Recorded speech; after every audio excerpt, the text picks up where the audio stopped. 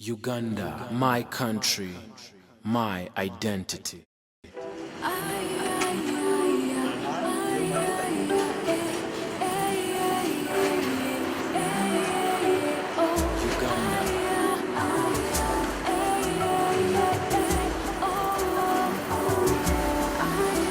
Yeah.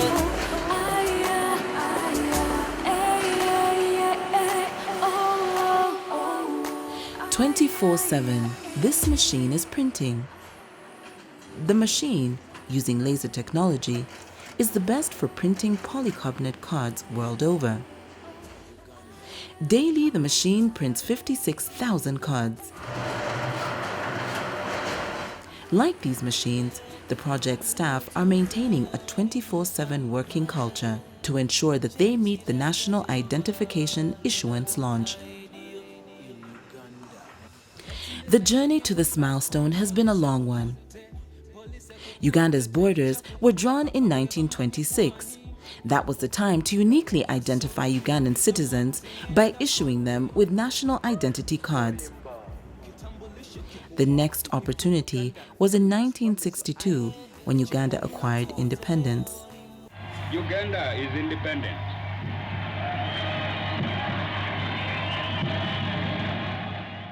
Sadly, the subsequent decades were marred by political turmoil, making it impossible to conduct a national registration exercise. In 1986, the National Resistance Army took over government, ushering in an era of peace.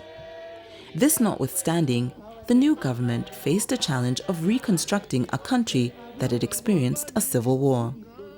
In line with the government's mission of realizing a people-centered development, there was need to establish the number of people to plan for and their needs based on accurate information and reliable data. By 2010, efforts to issue national identity cards were in high gear to the extent of purchasing required equipment. Suffice to note is the fact that there were government ministries, departments, and agencies that were independently conducting registration functions. The Uganda Electoral Commission, a body entrusted to conduct elections in Uganda, among other tasks, compiles, maintains, and updates the National Voters Register. They've been involved in registering citizens countrywide. The Uganda Bureau of Statistics is the body charged with the responsibility of providing statistical data for planning and evaluation of service delivery programs. This requires them to, among other things, conduct censuses.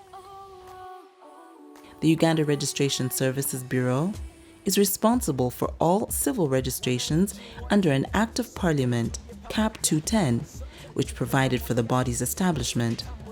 The Bureau therefore records all events including birth, marriages, divorce, adoption, and death. Established under an Act of Parliament in 2009, the National Information Technology Authority regulates information technology with a view of promoting and monitoring IT development within the context of national, social, and economic development. Now, you will quickly note that all of these lead to a situation where there is some duplicity. And duplicity means that there is double expenditure. So government wisely thought that if there would be a situation where all of these could be brought together under one entity, and then they would share that data, it would save some costs. To this effect, a cabinet subcommittee chaired by the Prime Minister was formed and tasked to chart a course of action which would ensure registration of Ugandans and issuing them national identity cards without government losing money. The committee kicked off its activities by engaging relevant stakeholders. Having identified the relevant stakeholders, Cabinet devised ways of bringing them under one entity. We were running to Parliament, but differently, asking money to do the same kind of work. So to come and say 1 million to do X, Y. So instead of using probably 5 million, we shall be using 1 million. It's as simple arithmetic as that, that we are pooling resources. It is at this time that the project got a home at Kololo Ceremonial Grounds. It was given that the Directorate of Citizenship and Immigration, which is mandated to register citizens and issue national identity cards, lead the multi-sectoral efforts to realize this exercise under the stewardship of General Aronda Nyakaima, the Minister of Internal Affairs. The old wisdom was that united we stand, divided we fall. So you get your forces united, give them a mission, and then give them a leadership and technology, and they do a job. So it's the way to go by pooling resources, pooling skills and knowledge, which are scattered in different departments, to doing a strategic job like this one. Having formed a core team of stakeholders and relevant security agencies, including Uganda Police, Uganda Prisons, Uganda People's Defense Forces, Internal Security Organization, and External Security Organization, among others, roles and responsibilities were assigned based on institutional capacity, skills, and experience. Colonel Stephen Kwirinjida, having successfully managed the UPDF Integrated Resource Management Information System, IRMIS, was identified to lead the National Security Information System Implementation Team. When I came into the project, I discovered that government had also decided that they would do whatever they needed to do under a multi-sectoral arrangement. The terms of reference of the subcommittee was 1, to draw a budget, 2, to do a roadmap, and 3, to put a governance structure that would ensure that Ugandans are given a national ID. I was the chairperson of the budgeting committee. It was so easy that we knew what we wanted to do. It was an activity-based budgeting. So we put together all the activities which we were supposed to do, and we were able to attach costs to each and every activity, and we came up with a budget. And when it came to defining it, it was so easy that we were able to justify each and every activity and the money which was budgeted for to deliver the project. Having approved the budget, more equipment was bought to add to the one that had been secured in 2010. On arrival, the equipment was circulated countrywide. This created fertile ground for the establishment of a nationwide governance structure. And the governance structure was based on who can do what best. And at the helm of it was the project manager, who is me, and who leads what is called PIT, Project Implementation Team. Now, in this project implementation team, you will find elements from all the departments. The criteria used was expertise and capability. We clearly first put in place the structures. Those structures start from the regions of Uganda. That's why we have a regional structure. We had a district structure. We went down to have a sub-county structure and a parish structure. Apart from the governance structure, professionals with required skills had to be engaged, leading to a massive recruitment campaign.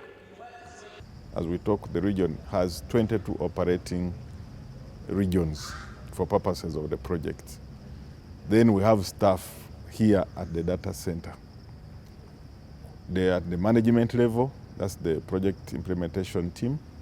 We have the operational level, and we have recruited about 1,400 data operators. So in total, the project deployed over 100,000 personnel. Being a technology-driven project meant that management had to identify personnel with the necessary skills. With a fully fledged implementation team and governance structure, the exercise was set to begin.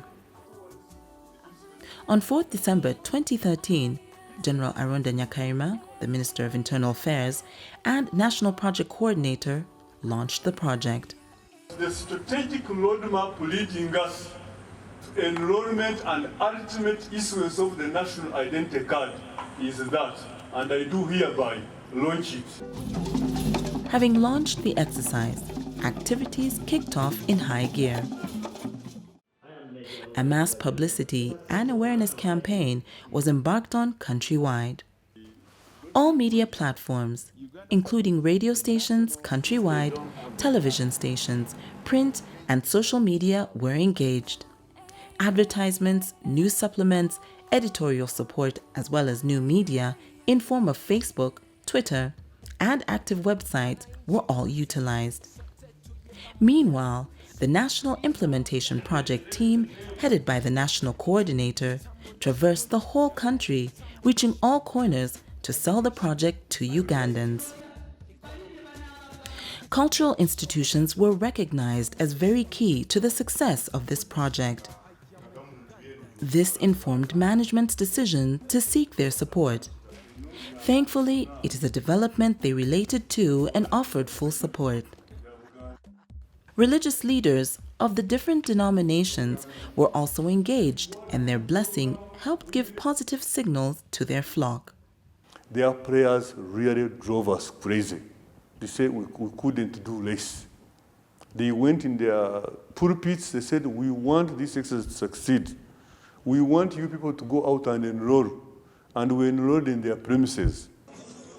The National Implementation Team members also conducted awareness campaigns countrywide to interest citizens in undertaking the exercise. This is a project, and projects have deadlines, and the implementation team worked cautious of that. According to our roadmap, which we had formulated before the launch, we had stated that we will conduct this exercise in 2 phases. Phase 1 was enrolling persons of 16 years and above up to February next year, 27th. Then after that, we will we will give data to Electoral Commission, and they begin electoral activities, and then we will stop activities except issuance of cards, then come back to enrolling 0 and above after the elections. Everything within the team's capacity was explored to prepare the country for the registration exercise and National Identity Card project. On 13th April 2014, President Yoweri Museveni flagged off mass enrollment exercise. This was a landmark in the project's roadmap, having worked tirelessly for 6 months. We had a great sense of mission, and this mission was stated by the President when he launched this exercise on the 13th of April this year, and stated what we should do: go out, enroll 18 million people of 16 years and above, and at the end of enrollment, issue them identity cards. The following day, April 14th, 2014, the mass enrollment exercise kicked off. The massive awareness campaigns helped promote the registration activities, and in many instances, the turn-up was very impressive. However, the exercise faced some challenges too. The exercise suffered a setback because some centers did not get equipment on time. In some instances, the equipment also affected the exercise on technical grounds. So by the time we were like 2 weeks, 3 weeks in the field, we had already gotten the problems in there, sorted them out in terms of software optimization, and of course proficiency of the operators, and we were able to do actually very many. People were able to register 80 people in a day. So meaning that the average person was taking less than 10 minutes. Practice makes perfect. With time, the team took grip of things, and the exercise realized enormous success. At the end of the mass enrollment program, 14.8 million Ugandans had been successfully registered. The end of the mass enrollment program on August 11, 2014, marked the beginning of the continuous enrollment program. It was launched the same day by the National Project Coordinator, General Aronda Nyakairima. By November, the total number of people registered was 15.8 million. As the project celebrated the success of its national registration exercise, plans were underway to take it to another level as a national registration authority. At the end of September 2014, General Aronda Nyakairima tabled the Registration Bill 2014 to Parliament. It is a bill that is going to turn around the history of this nation. It is a bill that is going to create a centralized register for this nation. It is a bill that is going to create a centralized registry for every other entity, government entity, to be able to access and use it. So it is a very important bill. It is a bill that needs to be supported and passed as soon as possible for us to be able to preserve the efforts of multisectoralism. As lobbying for the bill continues, staffs at Kololo are working round the clock to process the national identity cards. This one data center, we have 239 people for one shift, and we have 4 shifts. A shift runs from 7 to 3, from 3 to 10, from 10 to 7 in the morning. It is 24/7. And for us, we do not have time. It is not Monday, Friday, or 5 o'clock. It is 24/7. If there was a 25th hour in a day, we would have utilized it also. When data is brought from the Secretariat, it is kept in special servers. It is from these servers that it is taken to the relevant departments. The departments include the enhancement section, where images are enhanced for identification purposes. From there, it is electronically taken for citizenship identification. The ones that pass the test are sent for card printing. So far, many cards have been printed and a number of areas cleared. History has been made. The issue of Uganda's national identity card is no longer a dream. It is a reality. Unfortunately, Uganda had a number of setbacks, failure to meet deadlines in certain other sectors. So everybody thought this would be another failed project. But it was a great honor for people serving on the project, and they had something to prove, that once it's done, the results will change the way the country is run. And so all these other challenges, we just had to deal with them heads on and make sure the project rolls on, and it did. This section is testimony to the realization of this milestone. These cards here are complete and ready for dispatch.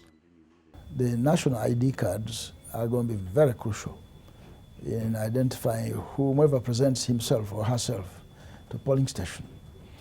And we shall acquire some more IT technology to make sure we can swipe through when somebody presents his or her ID to be sure that he or she belongs to that polling station, he or she is on that register. Without this card, you'll have a problem accessing service. 2017, they've been talking about UPE. You have a child you want to register in primary school for UPE. If you don't have that card, it will be difficult. You want a passport. It will be so easy for you to get a passport once you have that card, because we will have captured all your information that you would normally go to the LC to sign, go to the other person to sign, and that information will be with us. Driven by a great desire to succeed, the project implementation team, led by the national coordinator, General Aronda Nyakairima, did everything humanly possible to make this project a reality. Their names will be inscribed in the books of history of the Uganda National Security Information System, NSIS. Wananchi wote sote tuje pamoja, sote tuje pamoja. General Ronda is now handing over the President. Displaying it, hand over to the First Lady, hand over to the Right Honourable Prime Minister, the Right Honourable First Deputy Prime Minister, the Head of Public Service and Secretary of Cabinet. Civil servants like me, please get your cards, because the Head of Service has got his card. And to Mr. Patrick Zature, representing the business community.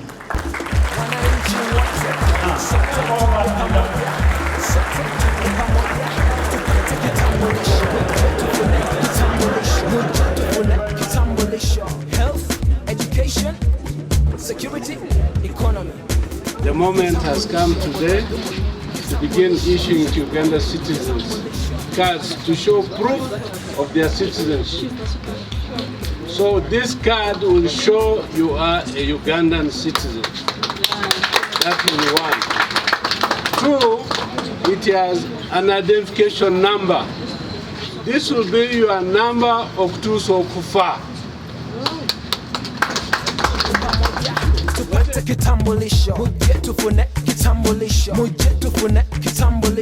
Health, education, security, economy. Kitambulisho, botadumoto. Kitambulisho, jetong. Kitambulisho, I am a Ugandan.